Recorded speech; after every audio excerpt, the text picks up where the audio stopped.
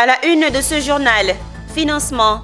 La Banque africaine de développement et l'Agence française de développement mobilisent des fonds pour la jeunesse ivoirienne.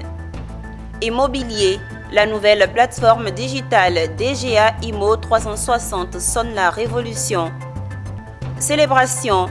L'Organisation des Nations Unies consacrée à l'amélioration et à la promotion de la condition des enfants, UNICEF, célèbre la Journée internationale des filles. Et puis San Pedro, le Conseil national de l'Ordre des pharmaciens de Côte d'Ivoire a organisé la 11e édition des Journées de l'Ordre national des pharmaciens à l'Université polytechnique.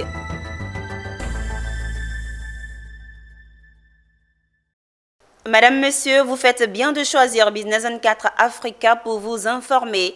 Démarrons cette édition avec une note de financement. Le président de la Banque africaine de développement, BAD, et le directeur général de l'AFD, Agence française de développement, ont conclu un accord de financement. Cet accord est destiné à l'entrepreneuriat au profit des femmes et des jeunes de Côte d'Ivoire. C'était le vendredi 11 octobre 2024 à Abidjan, au siège de la BAD. Le témoignage de Anja Sémian. C'est un investissement qui cible les jeunes de 15 à 35 ans sur une période initiale de 5 ans. Le président de la BAD et le directeur général de l'Agence française de développement ont signé un accord d'investissement d'une valeur de 225 millions d'euros, un appui qui s'inscrit dans le cadre de Youth Entrepreneurs Investment Bank. Il y a cette idée d'avoir des outils publics spécifiques pour appuyer ces jeunes-là qui n'ont pas accès, je ne sais pas si c'est ton nœud papillon ou ma cravate, mais enfin la vérité c'est que ils n'ont pas accès au financement. Et donc ils restent dans le secteur informel où se trouve 85% de la population. Et donc il faut absolument qu'on trouve une façon de les atteindre et d'adresser leurs difficultés, leurs sujets spécifiques. On s'est engagé, nous, fortement dans ce sens. Le président de la République française, Emmanuel Macron, nous en avait donné le mandat. Chaque année, sur le continent, 18 millions de jeunes vont sur le marché de l'emploi pour 3 millions d'emplois générés, selon le président de la BAD. Pour soutenir les jeunes qui constituent la frange majeure et l'avenir, 145 millions d'euros issus du groupe de la BAD sera géré notamment par le GUD PME, une agence publique ivoirienne en vue de les amener à créer de l'emploi. Le problème des jeunes en Afrique, c'est l'investissement. Il faut l'argent. Si tu te donnes la compétence, tu te donnes la formation et tout ça là, tu as les idées, il faut transformer ton idée aux entreprises. Mais pour pousser ça, il faut les financements. Donc moi, je suis vraiment convaincu que les premières choses, c'est investir dans leurs idées, dans leur business, dans leurs entreprises. Il faut dérisquer les choses, il ne faut pas être peur de jeunes. Les jeunes africains ne veulent pas échouer. C'est nous qui échouons parce qu'on ne met pas l'argent derrière eux. Pour faire face aux défis démographiques, d'autres pays africains bénéficieront de cette initiative en fonction de leur réalité. La prochaine signature se déroulera au Togo. Poursuivons ce journal avec le secteur immobilier en Côte d'Ivoire qui vient de connaître une révolution à travers le lancement officiel de la plateforme digitale DGA Immo 360. Conçue par les promoteurs de DGA International Immobilier, cette plateforme intégrée met en relation tous les acteurs du secteur afin de faciliter la gestion transparente et efficace des transactions, une sorte de marché digital de l'immobilier qui permettra aux banques, aux promoteurs, investisseurs, courtiers et agences immobilières de faire des opérations immobilières sécurisées selon leur pays de résidence. Un marché digital de l'immobilier, l'idée paraît surréaliste. Pourtant, c'est bien le pari que viennent de relever ce jeudi 10 octobre 2024 à Abidjan les promoteurs de DGA International Immobilier, forts de leurs 15 ans d'expérience canadienne. DGA Immo 360, c'est le nom de cette plateforme digitale intégrée destinée aux banques, promoteurs, investisseurs, courtiers, acheteurs et agences immobilières. Officiellement lancé ce jour, DGA Immo 360 offre à tous ces acteurs une gestion transparente et efficace des transactions immobilières en Côte d'Ivoire, peu importe leur pays de résidence. La vision vient d'abord d'un défi qu'on a pu constater, surtout au niveau des gens de la diaspora qui voulaient investir en Côte d'Ivoire pour tout ce qui est sécurité et transparence au niveau des différentes transactions immobilières. Donc l'idée, c'est vraiment de réunir un écosystème où ce qu'on y retrouve le client bien sûr, le courtier immobilier, l'agence immobilière et le promoteur immobilier. Chaque inventaire, chaque propriété qui est mise sur cette plateforme est validée, vérifiée au peigne fin par notre équipe d'experts. Notre équipe d'experts permet en gros de valider tous les promoteurs immobiliers parce qu'ils doivent d'abord être agréés. Les promoteurs immobiliers aussi doivent aussi construire sur des maisons selon les règles de l'art. Donc du coup, on doit valider les documents. Sur la plateforme digitale DGA Immo 360, on pourra retrouver des offres immobilières comprenant des terrains, des villas, des appartements, des projets immobiliers. Chaque acteur inscrit sur DGA Immo 360 aura un espace dédié. Un acheteur, par exemple, pourra faire des transactions immobilières sécurisées en toute transparence, gérer ses biens depuis son lieu de résidence, suivre quotidiennement son projet de construction avec des rapports et des images à l'appui. Le courtier, lui, aura également un espace avec un tableau de bord retraçant son historique de vente, ses commissions générées, ses clients référés, avec un espace de travail lui permettant de planifier ses visites et ses tâches. À peine lancé, DGA Immo 360 a d'ores et déjà été adopté par les acteurs. Vraiment, ce trait d'union-là entre facilité et sécurité, parce qu'en tant qu'agent immobilier, il y a plein de problèmes, vous savez, en Côte d'Ivoire, il y a plein de problèmes qu'on rencontre, plein de problèmes d'insécurité surtout, parce qu'il y a plein de personnes qui se sont déjà fait gruger dans le passé, qui ne veulent pas revivre les mêmes expériences. La plateforme digitale intégrée DGA Immo 360 incarne mieux la vision des promoteurs de fournir un accompagnement personnalisé aux investisseurs souhaitant investir dans l'immobilier en Côte d'Ivoire. C'était un reportage signé Konena Nourgo et Richard Akeke. Le 11 octobre de chaque année, l'UNICEF célèbre la Journée internationale des filles, une occasion pour mettre en lumière les droits des filles à travers le monde. Cette journée vise à sensibiliser le public sur les défis auxquels elles sont confrontées et faire la promotion de l'égalité des genres. L'accent est mis sur l'éducation, la protection, l'autonomisation des filles afin de garantir leur accès à des opportunités équitables. Fulgence Canon et Doumbia Ayuba. Cette année, la Journée internationale des jeunes filles sera marquée par une série d'activités intitulées « La voix des filles ».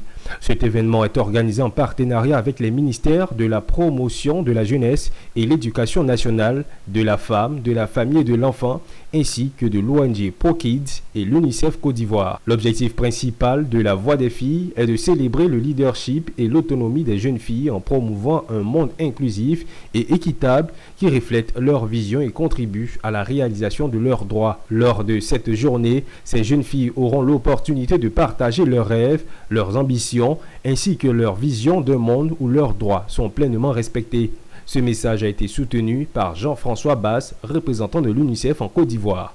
Cette journée internationale de la fille, nous voulons que le message d'espoir soit partagé et entendu de tous. Et pour nous, UNICEF, c'est une opportunité extraordinaire parce que nous avons aujourd'hui lancé officiellement, relancé, je dirais, le partenariat avec un modèle pour la jeune fille ivoirienne et africaine. C'est Muriel Aouré qui est passée dans nos locaux et avec laquelle nous avons un programme très ambitieux. Ambassadrice de l'UNICEF, la sprinteuse Muriel Aouré sera présente pour témoigner de son parcours inspirant, encourageant ainsi les jeunes filles à poursuivre leurs aspirations. Dès le 14, on sera sur une mission du 14 au 18 octobre. On va à Sassandra, à San Pedro, on va voir plusieurs programmes.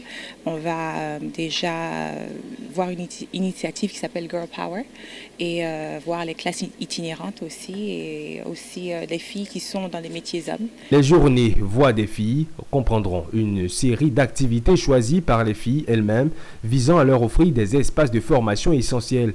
Les participantes ont exprimé leur enthousiasme quant à ces initiatives. Moi, ces journées représentent la force pour les jeunes filles d'être capables de montrer certaines choses dans la société et de s'intégrer pour plusieurs choses. Pour moi, cette journée, c'est l'occasion pour toute fille de mettre en avant ses compétences, de porter nos voix et de dire ce dont on a besoin. Anderson Assui, directeur de cabinet adjoint du ministère de la Jeunesse, a encouragé les jeunes filles à se concentrer sur leurs études, les préparant ainsi à devenir des leaders de demain. Ces journées visent à mettre en lumière le rôle central des filles dans le changement social et à favoriser un dialogue constructif entre elles et les décideurs.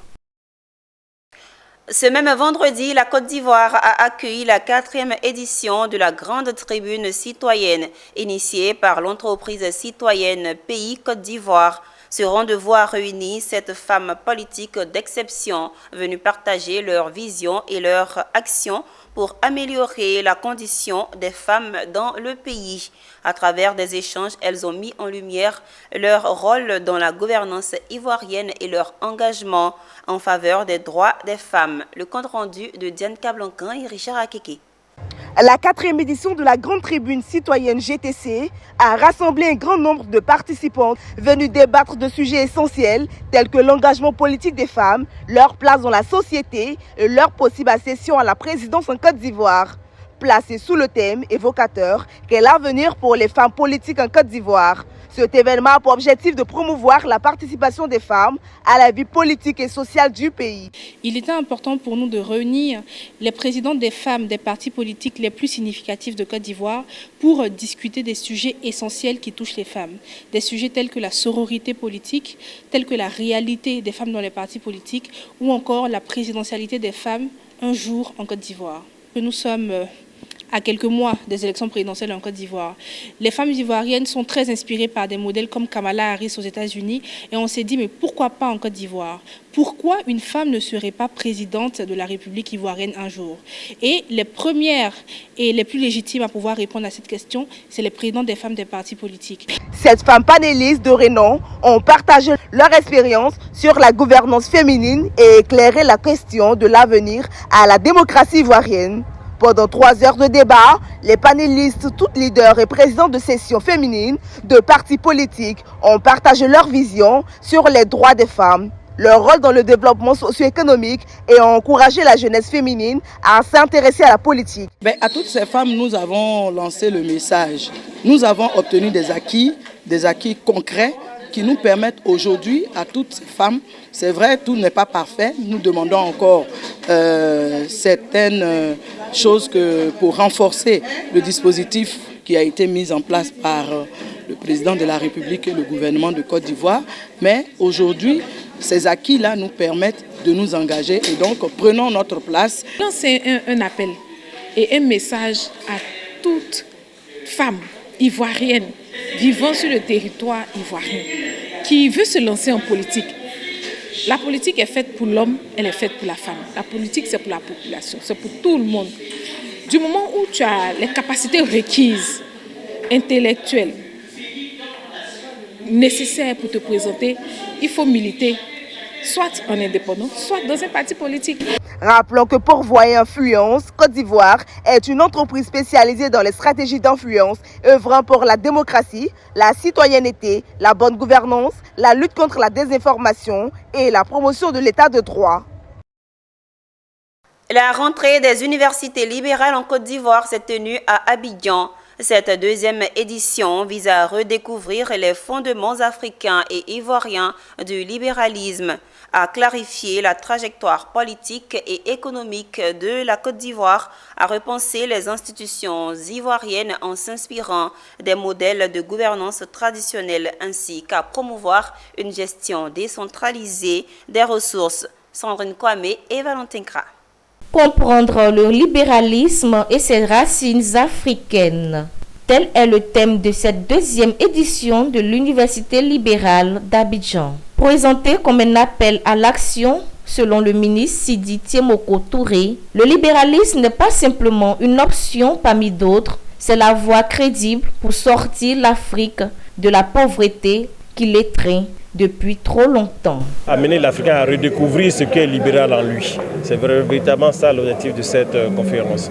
À l'exemple, avec des exemples. L'expérience de la gouvernance libérale, que ce soit au Sénégal, que ce soit en Côte d'Ivoire nous avons vu comment ça transformait le quotidien des Ivoiriens. Et c'est cela qui est le signal fort qui devrait faire comprendre aux Africains, aux Ivoiriens en particulier, qu'il y a une vérité quelque part. Et c'est cette vérité que nous venons décortiquer. Et cette vérité, elle est d'abord dans notre ADN, avant de comprendre avant de se dire que ça vient de quelque part. Cette édition, co-organisée par le Centre d'études prospectives avec la Fondation Friedrich Naumann pour la liberté, a permis de redécouvrir les fondements africains et ivoiriens du libéralisme, ainsi qu'à clarifier la trajectoire politique et économique de la Côte d'Ivoire. Ce ne sont pas des valeurs allemandes que la Fondation vient propager en Afrique, non, c'est des valeurs universelles et nous partageons avec nos amis ici en Côte d'Ivoire. L'idée de l'université, comme l'a dit le ministre tout à l'heure, c'est que c'est un processus ouvert. Ce n'est pas une conférence, on y va, on écoute et on repart. C'est un processus qu'on a mis en marche l'année dernière et qui progressivement va adopter, apprivoiser le sujet du libéralisme en Afrique. Cette rencontre a enregistré la participation de plusieurs leaders politiques. Deux panels ont principalement animé cette édition, d'où ont été abordées notamment les questions des piliers de la pensée libérale, l'héritage politique africain et la gouvernance libérale moderne, ainsi que la place des traditions et règles coutumières comme fondement d'un régime parlementaire. Rendons-nous à Yamoussoukro, capitale politique de Côte d'Ivoire. À l'Institut national polytechnique Houphouët-Boigny, 30 étudiants de l'ENSTP du cycle ingénieur ont soutenu leurs travaux de fin d'études. Sur les 30 impétrants, 29 ont été admissibles et 1 recalé pour manque de cohérence dans son sujet. Pierre Tebeu et Charles Kouakou nous en disent plus.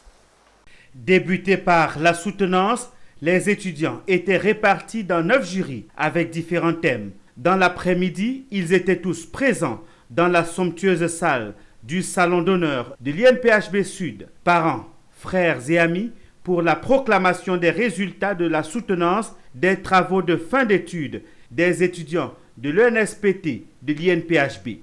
Ils étaient 30 impétrants du cycle ingénieur ENSPT pour cette session 2024. Au cours de cette cérémonie de soutenance, ce sont 29 impétrants qui ont été jugés admissibles, dont un candidat recalé pour manque de cohérence dans son sujet. Nous avons une amélioration par rapport à l'année dernière. D'ailleurs, le nombre de personnes qu'on a recalées, l'année dernière, il y avait 2 qui ont été recalées. Cette année, il n'y a qu'une seule personne dont le thème est porteur. Il s'agit de la passation des marchés. Nous ne pouvions pas accepter le travail alors que c'est un travail qui va être demandé non seulement en Côte d'Ivoire mais également dans le monde entier. Contribution à la mise en place d'une économie circulaire dans le bâtiment. De façon spécifique, exploitation et le traitement des déchets issus de la démolition des bâtiments était le thème sur lequel Karamoko Ami a soutenu. Meilleur impétrant avec une moyenne de 16 sur 20.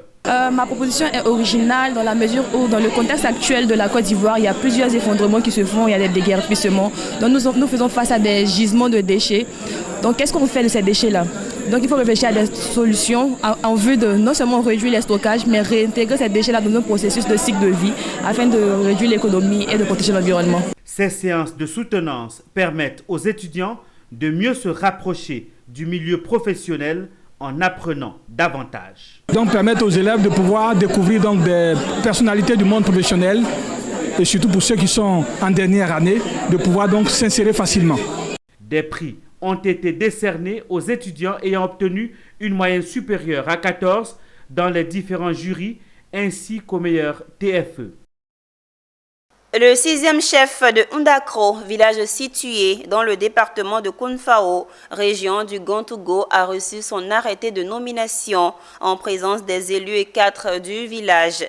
Cet événement a surtout été marqué par la présence du ministre Jacques Assaoré Konan, représentant le ministre d'État, ministre de la Défense, Téné Birahima Ouattara. Anse Kouadio, notre correspondant. Le ministre de l'Environnement et de la Transition écologique, Jacques Assaoui-Konan en personne, représente le ministre d'État, ministre de la Défense Téné Birahima Ouattara, à la cérémonie officielle de la remise de l'arrêté de désignation du nouveau chef du village de Ndakro, localité située dans la sous-préfecture de Tonkessé, département de Kounfao, dans la région du Gontogo. Ce mercredi 9 octobre 2024, plusieurs dignitaires traditionnels ont effectué le déplacement des 4 coins de la Côte d'Ivoire pour la tenue de cet événement, qui est d'une extrême importance pour les populations, les fils et les cadres du village de Ndakro. Nous avons parcouru du chemin dans les sillons tracés par nos aînés et prédécesseurs au service du développement de notre village. À ce titre, je voudrais solennellement m'acquitter d'un devoir, celui de rendre un vibrant hommage à ces pionniers et à mes prédécesseurs qui ont travaillé et mobilisé les filles et fils et sympathisants sans relâche pour le développement de ce village peuplé de plus de 3000 habitants aujourd'hui. Les cadres et les élus ont exprimé leur gratitude au chef de l'État pour l'ensemble des réalisations de développement qui concourent au bonheur de population et ont promis d'accompagner le nouveau chef pour l'atteinte de ses objectifs pour le bien de leur communauté. La Côte d'Ivoire du brassage est une Côte d'Ivoire qui vit en agro. Cette mobilisation exceptionnelle, ça marque l'entente des fils et filles de Ndakro. C'est le développement qui nous compte. Quand il s'agit du développement de Ndakro, tout le monde, comme une seule voix, parle de développement. Ndakro, tous unis pour le développement.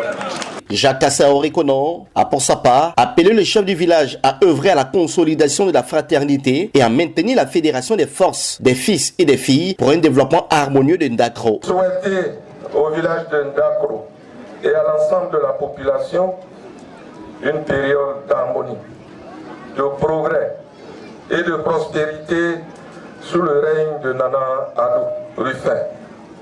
Puissent les membres du village le protéger et lui donner la sagesse et la santé nécessaires à l'accomplissement de cette mission à la fois exaltante mais lourde que le village vient de lui confier. Notons que le village de Ndakro est le village centre du canton Agnibona Abradé, créé en 1902. Nana Addo Kanga Rufin est le 6e chef du village de l'histoire de cette localité. Il est âgé de 68 ans, marié et père de 6 enfants. À Boaké, la direction régionale de la construction, du logement et de l'urbanisme était en séance de sensibilisation et d'information des populations. Objectif, permettre aux usagers de mieux appréhender les réformes et procédures en vigueur afin d'acquérir un bien foncier en toute sécurité. Emmanuel Bonzo, notre correspondant régional, a également participé à cette opération de proximité. Suivez son reportage. C'est une opération de proximité et même de corps à corps que la direction régionale de la construction, du logement et de l'urbanisme de Boaké a menée auprès des populations de Boaké. Au contact des usagers, les agents leur ont expliqué et présenté les réformes et procédures en vigueur en matière d'accession au foncier et d'acquisition d'un bien immobilier en toute sécurité. Sur un camion podium à travers la ville et sous des bâches, la direction a rapproché ses services auprès des habitants de la ville. J'ai vraiment acquis un lot et en tout cas, les choses ne sont pas encore totalement claires. Et en tout cas, l'exposé de l'agent m'a beaucoup satisfait. Parce que ça m'a permis de voir quelle conduite à tenir. Et là, je suis satisfait. Le clou de cette caravane d'information et de sensibilisation s'est fait dans les locaux de la direction régionale où autorités, opérateurs du foncier et usagers ont eu la possibilité de comprendre la nécessité de respecter les réglementations en vigueur dans les domaines du foncier, du lotissement et de l'urbanisme. Ces journées étaient les bienvenues pour nous, d'être plus proches et de leur expliquer un peu tout ce qu'on fait à la construction et tous ceux qui ont initié des dossiers à la construction qui n'ont pas de suite. Il était question aussi que ces personnes soient interpellées afin qu'ils s'y rendent pour avoir la suite de leur dossier. Et il fallait expliquer aussi les réformes récentes du ministère sur l'attestation des droits d'usage et la question des lotissements. Nous allons nous faire fort de relayer l'information à ceux qui n'ont pas eu l'information pour qu'ils puissent vraiment s'imprégner, s'approcher de l'administration foncière afin de mieux gérer les différents problèmes qui minent aujourd'hui nos populations. Cette activité a été l'occasion d'échanger avec les populations afin de répondre à leurs préoccupations et aussi de renforcer la synergie d'action entre les acteurs de la chaîne foncière. Rendons-nous à San Pedro où le Conseil national de l'Ordre des pharmaciens de Côte d'Ivoire a organisé la 11e édition des Journées de l'Ordre national des pharmaciens à l'Université polytechnique. Thème choisi, place du pharmacien dans la phytothérapie et les thérapeutiques alternatives. Cette édition vise à réunir dans un même cadre les professionnels en vue d'échanger et porter des réflexions sur les défis liés à la corporation. La phytothérapie, ce domaine en pleine expansion, suscite un intérêt croissant tant chez les praticiens que les patients. Les pharmaciens en tant qu'experts des médicaments et soins jouent un rôle essentiel dans l'information, le conseil et l'accompagnement des patients dans l'utilisation de ces thérapies alternatives. C'est justement le sens de cette 11e édition des Journées de l'Ordre national des pharmaciens à l'Université polytechnique de San Pedro. Ce rendez-vous a servi de cadre à ces acteurs d'effectuer des travaux, notamment un bilan scientifique, la remise d'un chèque de 5 millions de francs CFA au CHR de Gagnoa pour doter cet hôpital de couveuses et de matériel au centre de néonatologie. Nous sommes là pour apporter le réconfort à la population. La preuve, vous avez vu, les pharmaciens se sont mobilisés, ils ont donné des fonds pour qu'on puisse venir en aide à une structure qui en a besoin.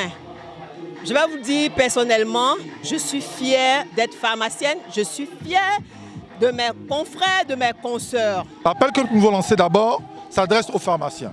Les pharmaciens sont des personnes qui ont un grand cœur et qu'ils donnent encore et encore aux populations qui sont dans le besoin. À toutes les structures affiliées aux autres corps de santé, nous souhaitons qu'ils nous emboîtent le pas s'ils ne le font pas déjà ou qu'ils le fassent conjointement avec nous afin de soutenir véritablement les populations en difficulté, notamment les enfants prématurés. Cette édition 2024 a réuni les autorités traditionnelles et coutumières de la localité, mais aussi des présidents de CNOP du pays, amis et frères tels que le Bénin, le Burkina Faso, le Cameroun, la Guinée, le Mali, le Niger et le Togo. Un reportage signé Abel Kwao, commenté par Michel Brou. En bref, DP World et l'autorité du port de Dakar ont officiellement lancé la construction des infrastructures du nouveau complexe portuaire de Mdayan depuis la pose de la première pierre en 2022. Seuls quelques travaux préliminaires avaient été effectués, notamment la construction d'infrastructures maritimes communes et du terminal à conteneurs. Le chantier, budgétisé à près de 1,2 milliard de dollars, sera développé en 2 phases et s'achèvera en 2026, d'après l'agenda dévoilé par les autorités sénégalaises. Ceci marque la fin de ce journal. Merci de nous avoir suivis. Restez toujours connectés à Business 24 Africa, votre télé utile.